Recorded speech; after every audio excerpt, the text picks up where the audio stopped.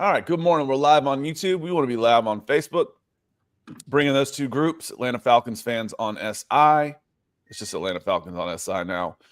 And I meant to mute my phone. Apologies. Let me get rid of that. That's actually the alert saying, hey, you're live now on your channel. Yeah, thanks. I knew that. Welcome in, everybody. This is the Falcons Podcast. It is a gorgeous spring Wednesday in the Southeast. I hope you are having a good morning already. It's better already with you're here with us.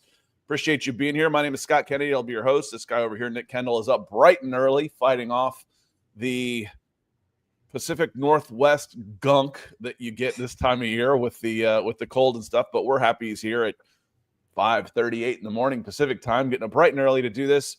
We got some good stuff to talk about. A lot of pro days as the draft boards are starting to shake out. A key draft target for the Falcons may have just run his way out of the number 15 spot and up into the top 10. We'll get into all of that. First off, Nick, how you doing this morning, my friend? I am doing it pretty well. I can't complain too much. Like, it's getting over this cold here. I feel like I'm in the final stages. Last night's Broncos show was the few parts there where my voice was not working quite right. A little bit of gunk in there, but doing better. Got Lion coffee coursing through my veins, so feeling better there. And we're supposed to get some Midwest level storms today. I think we have like some sort of category warning, severe storms that like we haven't seen in Seattle since the system has been implemented. Hail and tornadoes, which does not happen on the west side of the Cascades. But it's will be exciting. I'm a little bummed though, because the cherry blossoms out here literally just peaked yesterday. Like, they are like driving around. It's unbelievable. These big pink fluffy trees, and we're supposed to get massive wind gusts and downpours. And these are delicate flowers. So I'm worried that gone, but that's the world we live in sometimes, I guess. Yeah, it's starting to make it's pollen season here. So if you're actually sitting outside looking at your phone, it'll be covered in pollen by the time you get done, like just reading an email. It's one of those types right now. But God bless it, makes for pretty springtime here, and the weather is good today. Want to say hello to some folks. There's some negative Nancy's in here today, and I get it. You've earned it, but we'll get to all of them. Maybe not all of them, but we'll hit on some of these conversations because Rusty's coming in. Good morning, Rusty. He says, I'm not trying to be negative, but am I wrong for having excitement level close to zero for Leonard Floyd? I've just seen the old edge rusher that no other team wanted thing before too many times. Like I said, you've earned your cynicism as a fan of the Atlanta Falcons. They have put you through the ringer more than one occasion. And I think it's, your excitement level. Am I super excited? Oh man, this is the answer. No. Is Leonard Floyd a piece to a puzzle? Is he an upgrade? Should he be better than what Matthew Judon was last year? Yes. Do I think it was a good signing for 1 year, $10 million? Yes. I think that's also the case. I think he can be a productive member of the pass rush for one. I think he can also help some of the younger guys along because it'll still be a relatively young edge room. Help some of the younger guys along as well. So I like the signing. I'm not over the moon with it. Oh my God, we got Myles Garrett. No, but I think he makes the team better at a decent cost. For me, Nick, that's a good signing. I think Leonard Floyd was a good signing by the Atlanta Falcons. I don't have to be over the moon about it, but I think he was a good signing. What does the money say? What does the contract say? 1 year, $10 million. That's $10 million. Rhetorical, but what does that say? It means that you're signing a veteran stopgap caliber edge that should add to the room for a year and add some competency, but long-term difference maker with how much money teams had out there this season with needs. That is not somebody that is going to, revolutionize the defense. It just raises the floor of the room. It can be one of your top 4 edge rushers, in this case, top 1 or 2 as it currently stands. But that's a top 4 edge rusher contract on a team. So again, if you paid him 3-year, $50 million, I'd be like, whoa. Now, but they're saying something I do not see there with Leonard Floyd. But 1 year, $10 million stopgap. I mean, that's fine for where you're at. You weren't going to solve it this season. You don't really get competent second contract edge rushers on the open market anyway. The guys that you want to pay, you have to draft those guys or trade for them, as I see some comments in here already getting on that. But he's fine for what you paid him. And when you look at what he got paid, you understand how they view him as well, what the market says. So stopgap player, raises the floor of the room. You needed bodies, right? You had just like 3 guys in there, or 2 guys in there. So you needed something like that. Yeah, I look at the edge room now, and I'm like, okay, if you get a first-round draft pick, number 15, D'Angelo Malone, Arnold Ebiketie, Leonard Floyd as your 4, okay. That'll be as good an edge room as the Falcons have had since ever. Ever? Maybe? Not counting like when you've got a guy who's a legitimate Pro Bowl All-Pro type, and Jonathan Abraham was patrolling the sidelines for a while for the Falcons. It's been since then. When you've got one guy who's that much better than everybody else, but as a collective, that's 4 guys that conceivably could get after the passer. And then you throw in Caden Ellis, maybe Troy Anderson, and you've got a super athletic Ruka Rohuro. I'm actually, Nick, right now, I'm actually a little more worried about the interior line. Seriously, if they end up, these guys are $13 million over the cap right now. They've got to make moves just to be able to sign their draft class. David Onyemata looks like one of those guys. If David Onyemata is gone and you go into this with Ruka Rohuro, Brandon Dorlus, and Contavious Street right now, that's a little unnerving. That's a lot of untested young defensive tackles. There's hope there, obviously, but unproven in the trenches is not a great way to be. That's not a great way to be. I want Rook there. I would have liked Rook there with Grady, and maybe they keep Onyemata for that reason. They keep a veteran in there and they keep Onyemata, but at $17 million with 8 savings, when you are cash poor, I'll still be surprised if Onyemata is on that contract at the very least. They may extend him a year, but I still don't think he plays on a $17 million contract. Yeah, we'll see what they do with Onyemata. I mean, you do still have kind of inside-outside Zach Harrison. You brought in Morgan Fox, more of that 3-4 body type. Last year or 2 seasons ago, preseason, but London, LaCale London was good. He played competently. Contavious Street played okay. Yep. And we'll see what happens with another year, Brandon Dorlus, right? 4th-round pick, kind of a weird body type, but somebody he got that 19 snaps last year. It's like, don't forget about that guy. Well, they forgot about him last year, and Rook only played I think I calculated it, because if you look at snap counts on Pro Football Reference, it does snap counts in games that he played, not total snap counts, because he was a healthy scratch for half the season. So you only played in 13% of the Falcons' defensive snaps. That's a lot of inexperience right now that you're counting. If you go Brandon Dorlus and I can't picture those 2 starting this year. I really can't. I think there will be some changes. Not starting. But you need 5 guys, right? Yeah, anyway, I know, and that's the other part. You need the depth in there. So I expect to see 25 to 30% of the snaps from Dorlus, 50% maybe from Rook. But I'm actually a little more worried about defensive tackle. Yeah, right now. I'm still, Scott. It's like you're not, unless Michael Penix ends up like a top 5 quarterback this season, you're a couple years away just from the team building. So defensive tackle, you can make the argument. I still think, pass rush wins the day, and having a difference maker there at edge is probably number 1. But add good players, right? If you have a chance and you have guys rated closely at all, or not closely, but you have one that's much better than the other, just keep adding pieces, because the defense is probably 2 off seasons away from regaining form. And we're hoping, like we said on the last show, Penix taking a huge step, being the guy, and coaching really just maximizing these guys that we didn't see last year. But without free agency being much of a help this season, without a lot of draft picks, you're probably 2 roster turnovers away from being where you want to be. And that sucks to be in that spot. But again, this is the journey. It can be stinky right now, but you're looking for progress and growth, and a lot of the young players stepping up, and something to hope on. Yeah, we're right in the middle of Terry Fontenot's 7-year rebuilding plan. Oh my gosh.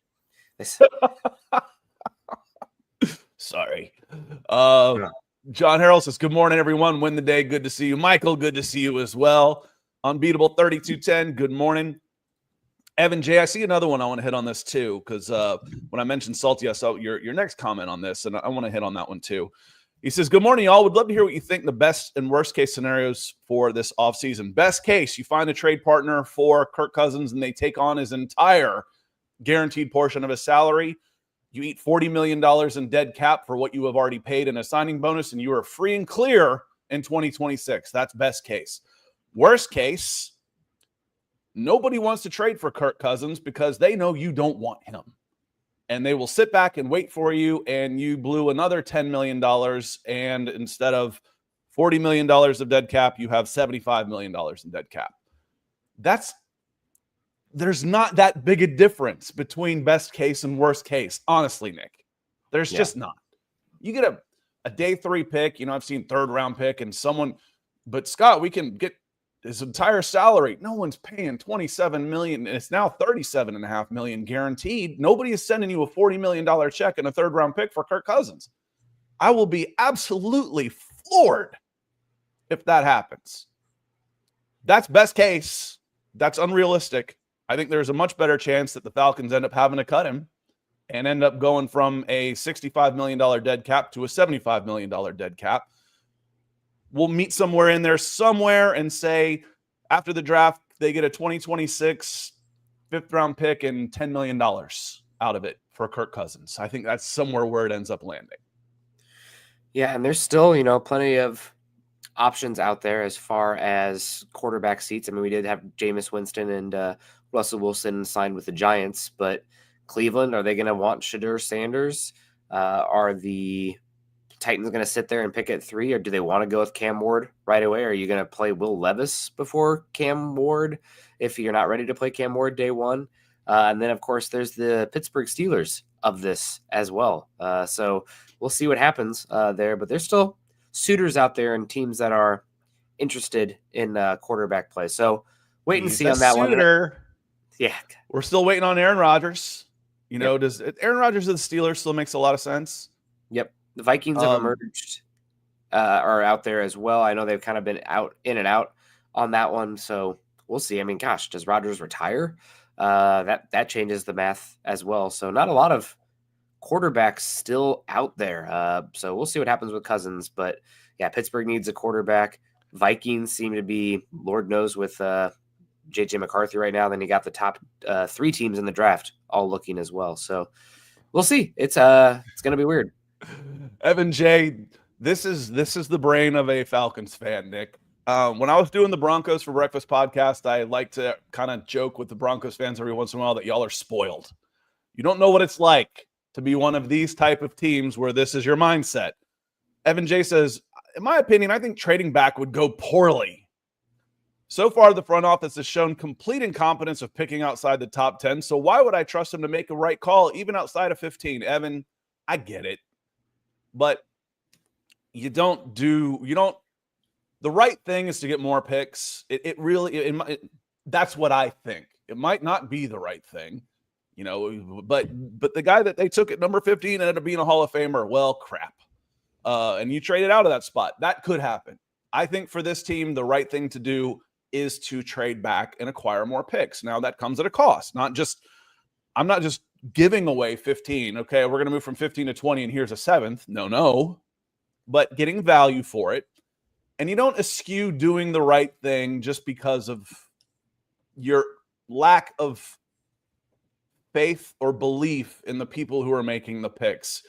What you're saying, Evan, is these guys should just be fired. That's what you're saying. You still advocate, you still want to do the right thing. But Evan, what you are saying is fire them all. I don't want them anymore. Fire them. That's what you're saying, and I get it. I do. Yep. I mean, proof of concept, they've been pretty good with the pro scouting side of things, but at the end of the day, the lifeblood of building a team is draft and develop. And you go over Terry Fontenot's draft history, it's not been good. Now, with that said, I always add the caveat, if Michael Penix hits, you can restart there. I mean, look at the freaking Kansas City Chiefs drafts over the last 3 years. I mean, outside of Trent McDuffie, it's really not a very good cycle of draft picks for the Chiefs. But guess what? They have a superstar quarterback. So if you hit on that quarterback, a lot can be forgiven. So we're waiting to see on that one. But I think at the end of the day, my best advice on that perspective is good process leads to good results more often than not. And if you can get a good trade back with where this team is at right now in salary cap trouble, needing to plug a lot of holes and picking 15, you're not going to get you might not even get a first round grade player at 15, Scott, in this class, just calling it as it is. Like from a team I building. think that's overblown. I You really think it's do. Okay. I think so. I watch the guys. I see a lot of like round 1, 2 grades, but I don't Mhm. know if I actually see like this is a round 1 grade player. Yeah, I like a lot of players in this. There's questions around all of them, but I think we'll go down there. Someone asked earlier, let me see, do you think Malachi Starks will fall to 15? I think there's a pretty good chance. That might have been one of our Facebook groups. It was Ben Armistead over on Atlanta Falcons fans on SI. So that means he would be down here just a little bit. Ben, good to see you. He says, do you think Starks will fall to 15? Yes, I do. I think Starks will be there at 15. Safety wouldn't be my favorite pick, but it's a need. And if you think Stark's going to be Kyle Hamilton, I'd take Kyle Hamilton in a heartbeat. If I could trade 15 for a rookie Kyle Hamilton, sign me up. I'm interested in that one. So also want to say Mark Schrader, he's coming in with a super chat. The best way to help directly support the channel and the things that we do. And I hope your weather's as good as ours over there in Texas, Mark, and I hope you're doing well. We certainly appreciate the support. He's got the coffee emojis. Cheers to that. I got my Lion coffee, and it is a nice brew today. Would you take Jesse Bates at 15? On a rookie contract? Absolutely. Okay, I think that's probably the more apt comparison for Starks. Yeah, absolutely. As far as playing style. He's an all-pro. Would I take an all-pro for a number 15 pick at any position? Yep. Yes, I would. Yeah, I just don't think he's got Kyle Hamilton's playmaking ability and the size. Yeah, there. I mean, if I could get what the Falcons got in now, this is a 25-year-old, veteran at this point. But if I could get he's been here 2 years already. If I could get the 4 years for number 15 of Jesse Bates, yeah, absolutely. That one, that's an easy one for me. I think he's an all-pro. If I could get an all-pro an all-pro kicker might be worth 15, but that would be a bigger question. Any position player, center, guard, linebacker, I don't care about positional value. You get me an all-pro, I'll give you 15. Yeah, and thank you, Mark, for the $10 super. I do want to get Stephen B's comment here with the Adam here says, I don't know if Starks feels safe. Falcons really need not to miss. There's always the interesting perspective of what safe means because draft picks inherently are volatile. There's no such thing as a sure thing. I don't know if you remember, who was the Wake Forest Aaron Curry about 15 years ago? Like, this is the safest prospect we've ever seen in the draft. Like, just set and forget. Well, guess what? He busts. Can't move side to side. So there's no such thing. Yeah, it's all relative. And also your scope of hitting on a pick is much more narrow if you're drafting a devalued position.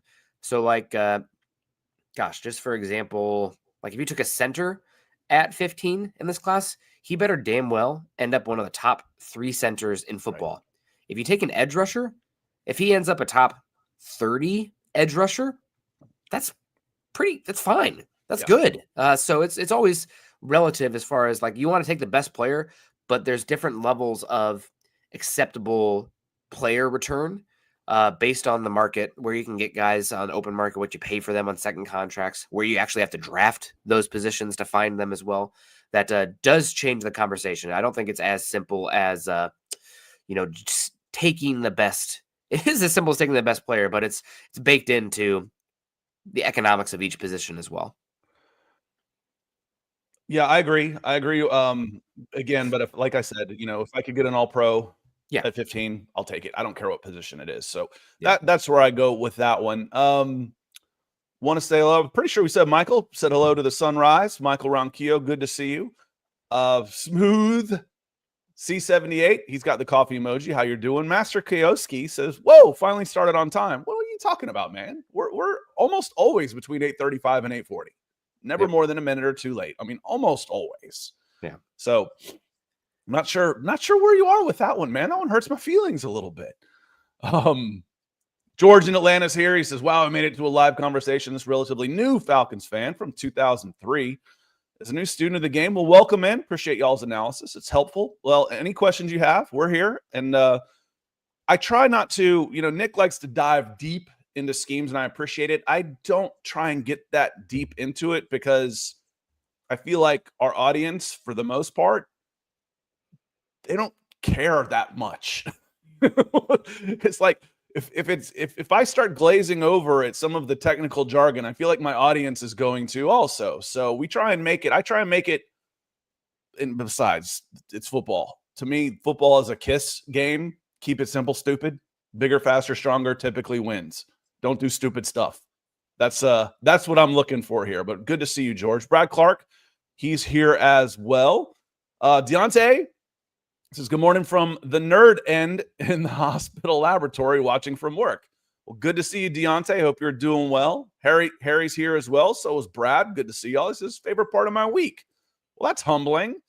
And we got Daniel Conner from Ireland. Hey, back. Kiera's here as well. Good morning. Good morning. Hope you're doing well. And let's get into the topic up here on the title. It says Mike Green had a monster pro day in front of the Atlanta Falcons. So one of the questions we've had is Mike Green still on the draft board? You don't know for sure, but the Falcons sent a bunch of people up to Virginia to watch him. They've interviewed him. That seems to indicate that they're still interested because there were other pro days going on. You could have gone somewhere else to hit pro days, including, right down the road at Auburn. Auburn was having theirs on Monday as well. So I think the Atlanta Falcons have legitimate interest in edge rusher Mike Green. And now I think his performance has put him out of the Falcons' reach at 15. I think he is going to go higher. And I've said jokingly, kind of, that the floor on Mike Green is now the Dallas Cowboys, who actually seem to prefer guys that have had sketchy pasts. Oh, man, they certainly. Who was that Ole Miss edge rusher that they took? That Sam Williams. You remember Sam Williams? I saw him he was in a white helmet because he couldn't wear his Ole Miss helmet at the Senior Bowl. I'm like, who is that guy? Yeah. And then you told me exactly who he was, and I think he's out of football now. I think he's already out. You have the second round pick on him, and he was. Yeah, the Cowboy. I would have said the Bengals. The Bengals were like that too for a while. It's like, oh, this guy is the Bobby Bowden of the NFL. Bobby Bowden was, oh golly, gee golly, God bless this, God bless that, and I'm going to recruit every freaking criminal I can find. Yeah. That was the tail end of Bobby Bowden. Cincinnati Bengals and Dallas Cowboys just love to hoover up guys that had problems in their background. I don't know if it's the Bengals so much anymore, but the Cowboys still do it. Raiders. Also, Raiders have been there too. Yeah, Raiders have been there guys too. That point guns on Instagram Live and car stuff. But Mike Green. I think there's a chance he can be there at 15 still because he is a smaller edge rusher, doesn't have a lot of length, not really a power player, still developing in that regard. And also he does have some questions in his background as well. You mentioned it. There's been multiple sexual assault allegations against him.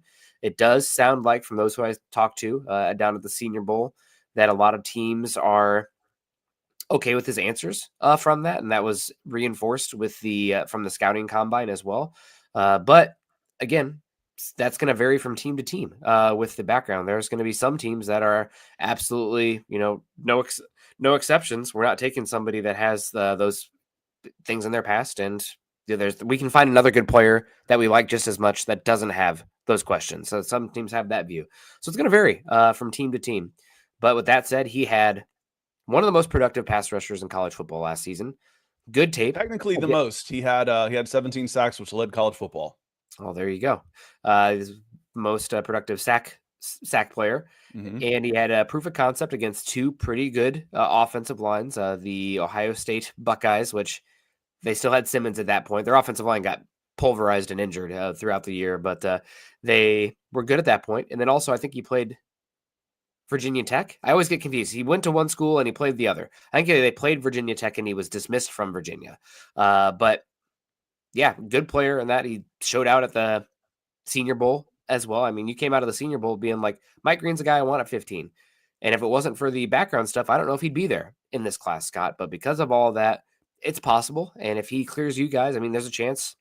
Micah Parsons had obvious issues. Carter had obvious issues. It could go either way. So comes down to the coaching staff, if they believe they have the support structure in place, if they believe that Green and the stuff in the past is overblown or he's grown from it. It's the human element. It's hard to judge and there's risk involved. But definitely a player as far as this draft class, the profile that he has. I don't know if he's ever going to be like a superstar edge rusher in the league, but one of your top two with the moves he has, the speed, the twitch, the agility, as we saw proof of concept of that with his testing. Sure, certainly that makes a lot of sense. So the question here is, and I'm looking up Shamar Stewart because I don't think Shamar Stewart ran a 3-cone. Russell says, what did Green run? He ran a 6.85 3-cone, which is cornerback territory for some of these guys, and he had like a 4.23 shuttle, I think. The side to side. Let's see. Yeah, he didn't. Shamar Stewart didn't do his agility, so it can't. That's not an apples to apples comparison. And Shamar's just a little bit bigger. Mike Green weighed in at 251 at the Senior Bowl, and Shamar Stewart was actually down almost 15 pounds to 267 at the NFL Combine. He played and weighed in over 280 at the Senior Bowl. So he slimmed up and then didn't do his agilities, which is kind of strange. So we'll see what he does at his pro day. Edward's making a point that I have made as well on this. He says bittersweet. He had a monster pro day. Talking about Mike Green on PFS Draft Simulator. I've been trading back and getting him in the late 20s. Yeah, I've said this before. When you're sitting at 15, you're almost rooting for guys to not do well. If you really like a guy, you're like, listen, I'm just getting confirmation here. I love this kid. I've seen him. I've watched him. I want him. I've kind of joked it. If any of you have ever been involved in Little League Baseball, in rec baseball, they go and do the evaluations, and then they hold a draft. They do it every season. It's kind of cool. So they break up the teams, and you do it every single season. You almost want to tell the guys that you know already who are the best players, tank. I do not want you doing well at this evaluation. I want to be able to get you in the 6th round or the 7th round. If you really like Mike Green, you just went, damn it, I'm not going to be able to get him at 15. But you might be able to. Like Nick said, you might be able to. And again, the Falcons might not want him. And if they don't get him, I'm sure there's plenty of fans that will talk themselves into, I never wanted him anyway, because that green Marshall Hurd uniform was nothing but sour grapes. Yeah, and just to put in perspective what his numbers were, Scott, as you mentioned them, because I like to, what does the number actually mean as far as comparative to the standard? So 6.85 3-cone, that is 95th percentile amongst edge rushers in the Combine database. And we don't even get freaking agilities anymore at the Combine. Like 2 people do it. I was going to say, Nick, the only 3 corners ran the 3-cone. Only 3 of them. Yep. Ran the 3-cone at the NFL Combine. Mike Green beat 2 of them. That's great. So he was beating corners at 255 pounds. He beat 2 of the 3 corners in the 3-cone. Yes, which is good. I'm looking for an edge rusher. You want to talk about coming around a corner? The bend and coming around a corner. What is the best 3-cone? It's the best translator of pass rushing for me of all the drills there. Yeah, I probably would go with I think the most important is the jumps, personally, for the edge rusher, because I'm looking for lower body explosiveness. But the 10-yard split also really important, and then the 3-cone. But as far as the percentiles of the 3-cone here, so I'm looking at Mock Draftables database here. They've had 254 edge rushers register the 3-cone at the Combine, dating back to 2004, I believe, and that is 95th percentile for the 3-cone, and the 20 yards shuttle of a 4.25 second. That was the 84th percentile out of 497 edge rushers in the database. So again, not like the best we've ever seen. Like Aiden Hutchinson ran like a 4.19 or had a shuttle that was unbelievable, Scott. I don't even remember exactly what it was, but very good. All the same. So Mike Green, he's definitely, I don't think he's out of play at 15 by any means, but this solidifies his case there at 15. Yeah, and Larry says, or that one just bounced. Sorry, I wanted to get to Larry. Not that I didn't want to hear back from you, Evan, but it just bounced. Larry says, so it seems like we on to Mike Green, Scott and Nick. I have whitewashed And that doesn't mean I don't know that they are there. And I always put a disclaimer on this, especially for, the ladies that watch the show. I'm not taking off field into account because I don't have all the information, and I'm not going to convict him when I don't know. Yep. Okay. I don't know. I don't have all the information on that. What I do know is he was accused. What I do know is he was never charged. Yep. That's it. After that, I don't know. He left a couple of schools. Yep. I feel like I'm same with you, Scott. Again, we talked about it here. We don't have the resources that is the freaking CIA, FBI firms that these teams have, maybe even more competent. It's just crazy because of how much money's involved. But like if we were making a big board, we'd have different emblems signifying, like we have this player ranked, let's say, Mike Green, 12 overall. There's an asterisk. What does the asterisk mean? Criminal, questionable background. You could have the plus sign for the health as well. Like a guy like a running back. You guys aren't looking for running back, but Travion Henderson had a sigmoid fracture in his foot that caused him to miss. That's the wrong word. Sesamoid fracture in his foot. It's like a deep bone issue in his foot that caused him to miss time in 2 seasons. There's concern there. Like, oh man, Travion Henderson, he's a top 30 player. Why is he falling to day 3? That's almost could be like a birth defect of some sort. That's where that ends up. As far as where I stand on Mike Green from a pure talent fit, from a talented player and from a need, he would be my number one target. Abdul Carter would be my number one target, but there's no chance he's going to be there. I would want Abdul Carter, and I would want Mike Green. Yeah. I'd probably put Travis Hunter next and Mason Graham, but we're talking about guys who Mike Green being your number one feasible target, right? I think is the way you're going, because there's the guys that the first round no doubt grades at the top that you won't have a chance at in this class. Full disclosure, I'm not delving into his past because I don't know it. I'm not one of those that is going to convict on less than all the information. I do not jump to conclusions because that comes back and bites you in the ass. And I'm not jumping to conclusions on this. I will say if this happens, I understand, but I don't know. Yep. I'm going based on what I know. What I know is he's a hell of a prospect. The Falcons have a big needed edge. Mike Green would probably be on Madden my number one target. But like I said, there are, with a disclaimer on there for sure. Yep. Lance coming in. Appreciate the super chat, Lance. He says, I'm disappointed by the offseason. Fontenot acts like his job is secure. I didn't expect big moves, but it's year 5. Where's the urgency? Please cut Cousins before the Netflix show. I don't know when they started. We didn't really talk about that, did we?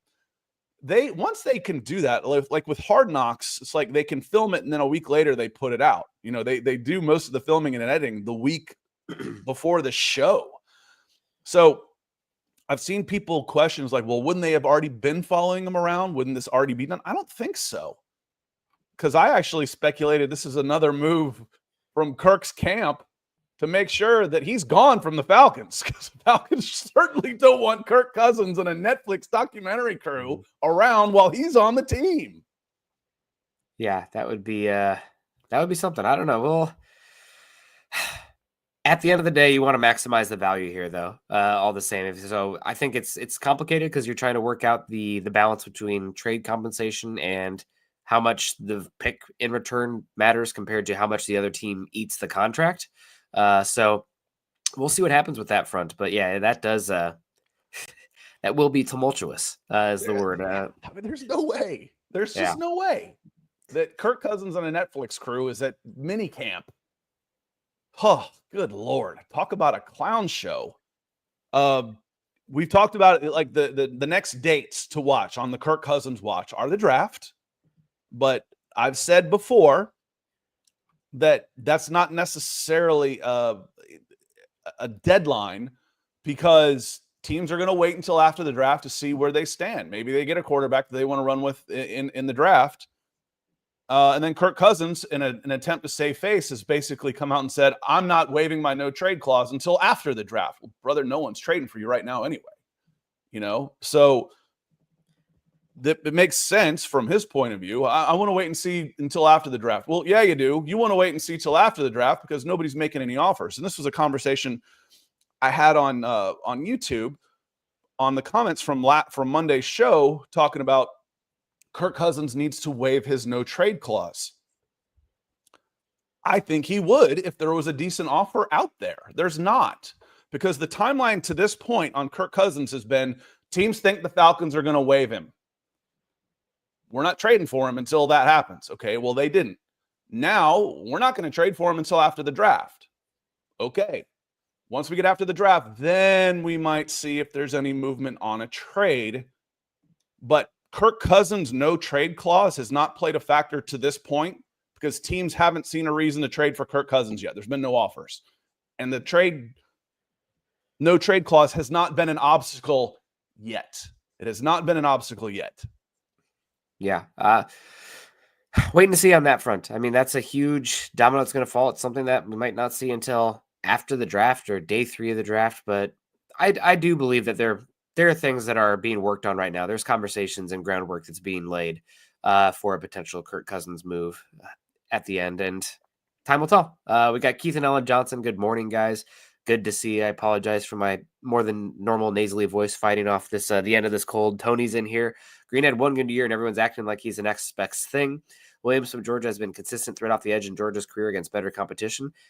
Tony, the thing about Williams is that he hasn't been consistent off the edge because, well, A, he hasn't been allowed to play off the edge. They've been using him at 4-eye in Georgia's scheme. I mean, with the athletes they have, it's confounding. I mean, I wish they'd, rush 4 or rush 5 and play press man with the 5 stars they have across the board, but they play off coverage, and you got Trevon Walker playing 4-eye and Mike Hell sitting there taking double teams, and you had the bowl game 2 years ago now against Florida State where you see him at edge. It's like, oh my goodness, dealt with an ankle injury last year as well that zapped him. But he's a very high floor player all the same outside of the injuries now that he's had multiple years. Tony, that's another one. It's like the plus sign on the board. I like Michael Williams, top 15, sure. Plus sign next to the name. I don't have the medical records, but he's going to bring unbelievable edge defense presence. He's one of the better run edge setters I think I've watched coming out of the combine in some years that I can recall off the top of my head, and the ability to reduce inside as well. I just think that he's not always the bendiest or most the fastest space closing player, but at 15 he makes a lot of sense. Still all the same. I just don't think he's got the same pass rush upside as Mike Green. And he Mikel hasn't had a great pre-evaluation period. I think he was 4.7s, 4.8s, which is playable, but it's not to me, it's not like if you went Mikel Williams, this is one of those, Tony, I wouldn't argue with you. Like, okay, you like Mikel Williams. Okay, I do too. That's fine. Like, pick your battles type of thing. But I don't think it's out of the question that someone would like Mike Green more. Mike Green, in his 1 year of being good, had more sacks than Mikel Williams had in his career, in his 3-year career. So, you said he's been a consistent force. Well, he really hasn't. He's never had more than 5 sacks. And a lot of it could be based on how he's played. A lot of it can be, wait a minute, what do you mean he ran 4.86 at his pro day, where it's like the ideal? They prep that. They used to run them on the track. They used to run their 40s on the track at pro days. So I don't think it's out of the question that some people might like Mikel Williams better than Mike Green, or vice versa. I think there's a valid debate there. Yeah. So and to be fair to Mike Williams, his 10-yard split of 1.59, I think would have ranked 4th at the combine. So for a 265, 270-pound edge rusher, there's that's fine with his length and his power player. He reminds me a lot. The player profile I heard, and I'm like, oh, that's perfect, is DeMarcus Lawrence from the Cowboys, who, again, you want him playing off a little bit more finesse, bend, twitch player on the other side. But if you want a pocket crunching power player who's going to bring that size and length every single snap, makes a lot of sense. The real question with Mikel Williams for me is, are you getting a perennial 10 sack a year guy? I don't know. He's probably more 6 to 8 guy with haven't had a guy get 8 sacks for the Falcons since 2017. Yeah. Gosh, beggars can't be choosers, I guess, on that front. But he's a damn good player. The real question for me is the health and how developed is he? Because he was taking on doubles and playing shaded over the tackle's shoulder more than you're going to see probably in the NFL. and he didn't test like, Trevon Walker freak, but top 15 player, top 20 player, absolutely. Mike Hill is absolutely in the conversation for the Falcons at 15. Curtis, good to see you. We hit on this, so I want to kind of. I didn't see him super until I was like, wait a minute, we just talked about this. Now, crap. Sorry, I meant to throw this into Curtis's super chat. We'll hit on it again here real quick, just to kind of sum up. Curtis comes in. Good to see you. Good morning. He says, morning, Scott and Nick. With Cousins saying he'll waive his no trade clause after the draft, do you think he'll do it? And with that Terry Fontenot won't get any draft picks for this year's draft. I've said all along, no, I don't think the Falcons are able to trade him before the draft because teams will wait and see what the draft has. There's still free agents out there that they can do that. They won't want to give up a pick before the draft. And frankly, I said almost the exact same thing about Tyler Algier. Tyler Algier's value will go up after the draft. He's got 1 year left on his deal. Going to be a free agent. What if you needed to get something for Tyler Algier? You need it for the 2025 draft, and you're not going to get what's the word? Diddly. You're not going to get diddly for Tyler Algier before the draft because it's a great draft for draft picks. People would rather just pick a guy in day 2 or day 3 and have him for 4 years as opposed to 1 year of Tyler Algier, and it cost me a pick. Do I think Cousins would waive his no trade clause? Yes, I do. And if the Falcons are able to get a pick from it, I think it will be a day 3 pick. I think they'll get somewhere between $5 and $10 million in cap relief. And the day 3 pick will be on 2026 draft. The Falcons will end up having $40 million of dead cap this year and $25 million in dead cap next year. And basically they would have gotten a pick out of holding on to him. And the roster bonus won't have ended up costing them any cash. It'll still end up being a $65 million dead cap hit. They'll get a day 3 pick out of it, and they'll be clear of him for the most part. That's my prediction. We'll see. And I've been trying to find people talking about this with a little bit more, direct connections to the league and the Falcons. And this was just hypothetical, but on yesterday's Athletic podcast, they had Jordan Reed on with the host Robert Mays talking about the Cleveland Browns and their options at number 2 overall. And Robert Mays tossed out a 4th round pick and eating half of Kirk Cousins' contract this season. I'd be like, oh, half of his contract with a 4th round pick this season? I mean, that's be 13 and a half.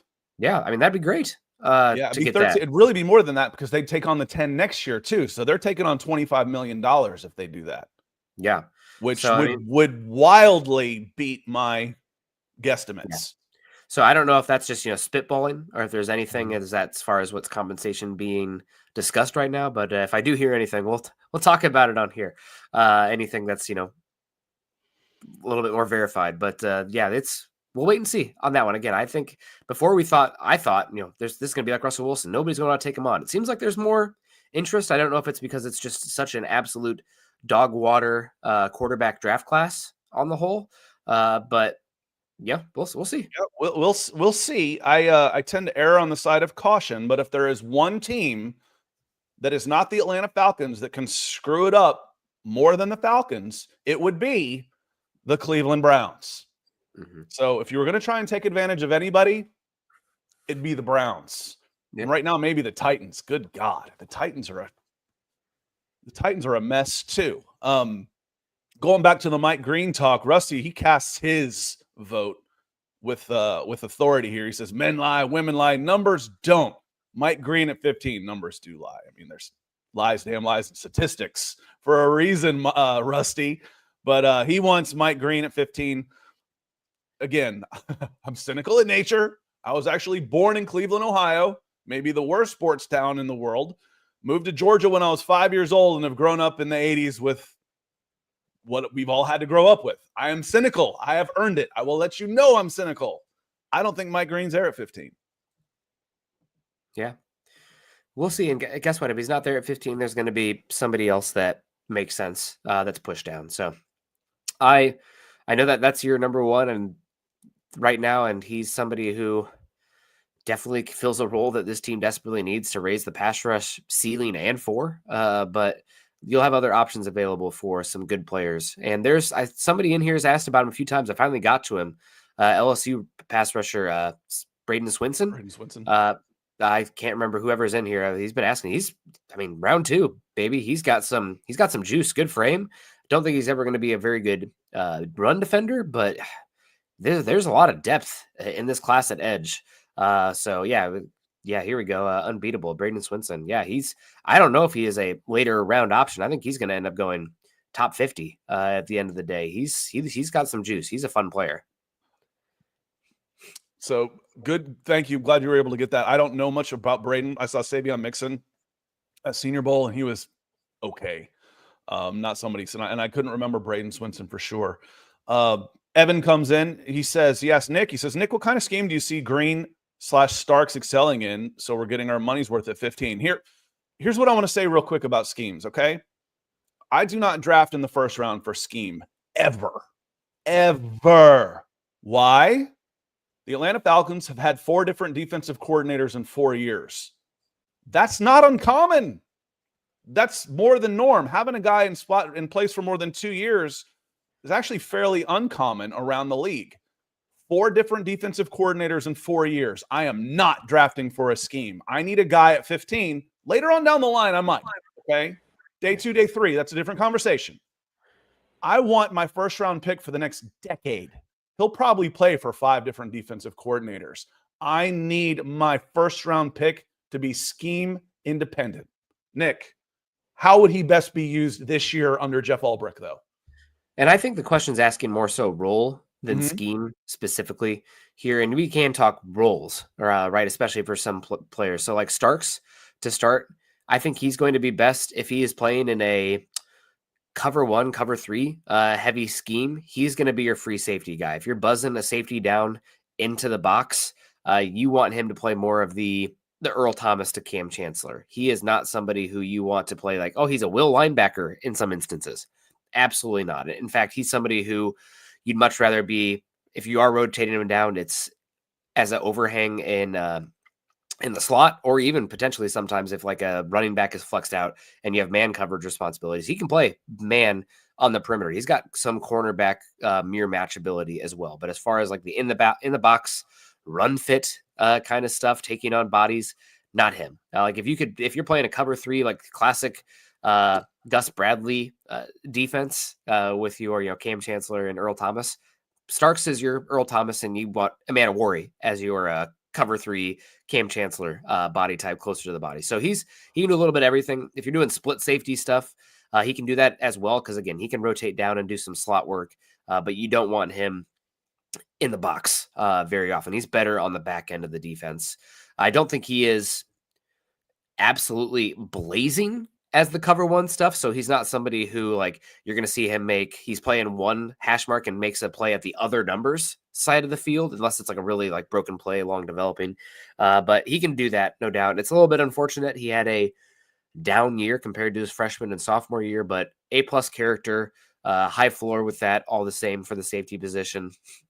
Good player. As far as Green, I think, is going to be best served in a more attack front defense rather than a pocket crunching defense. So like teams like, what the Bills have done out there with their massive edge rushers that they've drafted until they signed Von Miller. But your Gregory Rousseau's, for those at home, like 6'5", 260, that's not Green. You don't want him to be a length. We're not rushing a lot of guys. We're only going to rush for pocket cruncher. I think you want to have a little bit more, is he dropping or coming scheme up front? 3-4 ideally. He can play, I think, probably best wide 9, 2-point stance. Can do some 7 technique stuff, but you're not going to reduce him down to a 4-eye on the inside shoulder of the tackle. Maybe he's athletic enough in some like obvious pass rush situations. You can have him as a mug linebacker with some different kind of personnel where it's like, is he going to drop from the middle? Is he going to spin around? There's some options with that as well. But again, more of a Harold Landry, Vic Beasley, kind of the smaller profile. Don't want to use finesse, but speed rusher type at the end. For those of you that got tired of watching Matthew Judon drop into coverage, you'll know exactly what Nick means when he says these guys should be attacking rather than the will he or won't he type of thing. Trenton, real quick on this, talking about Cousins. He says, could we restructure Cousins' contract to give him more money now in exchange for the no trade clause being waived to make his contract more attractive in the future. You kind of did that when you took on the $10 million roster bonus. So he got an extra $10 million and you're holding on to that. But usually when you restructure, you're adding money onto the dead cap. That's exactly what the Falcons want to avoid. They would take a bag of chips if it meant they could get more cash. This isn't about the draft pick. This is about how much of the cash can we get out from under of his future dead money. And right now, I think you can save up to 27.5 plus 10, $37.5 million if someone takes on the full freight. That's as much you can save. You can't get back the signing bonus. You got a $50 million signing bonus. A quarter of that has been paid. So 37.5 you're stuck with no matter what. That was already paid as part of the signing bonus. But you can save the 27.5 million guaranteed this year and the 10 million guaranteed next year. You can save that. That's what the Falcons are more interested in. So, and if they end up spending $10 million to get a third round pick, great. That's worth it. On a $300 million cap hit, a third round pick's worth $10 million. And if they are able to trade him, that $10 million roster bonus that is payable next year would follow the contract anyway. So keeping him through that was a risk worth taking when you were already $90 million in the hole. But no, you don't necessarily restructure because that puts more dead money on your end, and the Falcons have enough dead money on the backside of that contract anyway. Good question, though. You could pay him a bonus now that you can stretch into void years, but with where the Falcons are at, you didn't have anybody that's a big ticket impending free agent of your own, where it would make sense that you would need to get ahead and pay the guy immediately. So losing Drew Dahlman, whatever, that kind of thing. You move on from Grady Jarrett. That's, sad, but, understandable as well. But let's say Drake London was hitting free agency this season and you were up against it cap wise. I could see you restructuring Cousins, paying him more now, but spreading it out into void years just so you can keep him, because I'm saying typically you do that for players you want to keep, though, not that you're trying to get rid of. I've seen it for players people get rid of. Sign and trade like the NBA. You know what I mean? Yeah, I've seen teams do it to create immediate money. And why would teams do that, Scott? The reason is because the cap just keeps exploding. So if you think about the amount of dollars dead cap wise on that bonus, the longer you spread it out into the future, the smaller proportion of the cap space during that time it takes up, right? So if the cap keeps going up, what was 20 million against the cap 3 years ago is going to be significantly smaller this season. So if you spread it out, the proportion is smaller, but you are losing flexibility in the future as well. So if you had some impending guys where you had to pay now to create the space, I think it's like a no interest loan when the ceiling keeps raising on it, but you didn't have anybody where it made sense that you had to pay right now to create that money. It makes more sense to have as much flexibility in the future for the team. Because I don't care what they say, and it's a tough spot to be for Morris and Fontenot, but this is a rebuilding relatively low expectation season. So it makes more sense to... they set the cap up that way. They set up the salary cap that way. Yeah, exactly. So that's hard because I think those two are on the hot seat. Somebody asked earlier in the hot seat. Absolutely. If they're picking top 5 next year, see ya. But it does make sense because, again, the longer you push out those dead cap hits with void years, the smaller proportion of the overall cap percentage over those seasons the dead cap hit is. So it's complicated. I mean, the Eagles have built a team on this, Scott. It's crazy. We'll see what the long-term ramifications are if they're going to have void years allowable in the next CBA. But it's something the teams can do. It just doesn't make sense for where the Falcons are at because you don't have a bunch of high ticket guys that you need to pay right now, and you're not in a competitive window roster-wise. So it doesn't make sense to push out the cap to create more cap right now. Tony, good to see you. Appreciate you being here. And as far as, to put a bow on that, right now, worst case for the Atlanta Falcons is they're free and clear of Kirk Cousins' contract after 2026. I want that to stay the worst case. But they wouldn't do anything like that, and frankly, neither would Kirk Cousins unless the deal was already in place anyway. Unless there was a trade in place. This is what we have to get done to get you out of here. You're making even more money now. That would be. But Tony, thank you for the support on this one. We're just about done here. So if you've got any, burning questions or desires, let's get them in here right now because we're just about to get out of here. And I hate void years. God, I hate void years. One, I don't quite understand how that you can even do them, but it's basically like preemptive dead cap years. It's like, okay, well, we promise we're going to cut you after. This is a 5-year contract, but we promise we're going to cut you after year 2. It's in writing. Well, then it's not a 5-year contract. So I don't particularly get it. Let me see here. There was I think we're about done. Oblivion Empire's in here. He says, great show, guys. Good to see you. Thanks for being here. Let us pray. That feels like a newer name. Want to say hello. Thank you for joining us. He says, I like trading back and getting Ezuraku. Yeah, hell, that might be about where he ends up going. If there's a guy that could surprise you, Nick, that we've been thinking that, that the pundits have been saying, 25 to 40 that could end up jumping up into the top 15. Is Ezuraku one of those guys, the Boston College edge? Yeah, I think he's one of those ones from 14 through 30. I could see him going. He tested pretty well.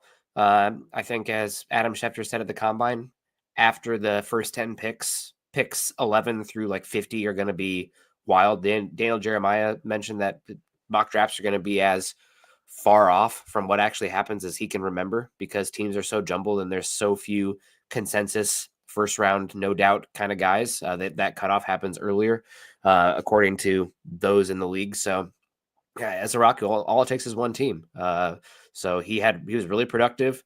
He tested better than I expected. He's a little bit short, but has good length as well. Good pass rush player there. I don't know if he's overly powerful. Is he going to be a true 3-down dominant force? I don't know.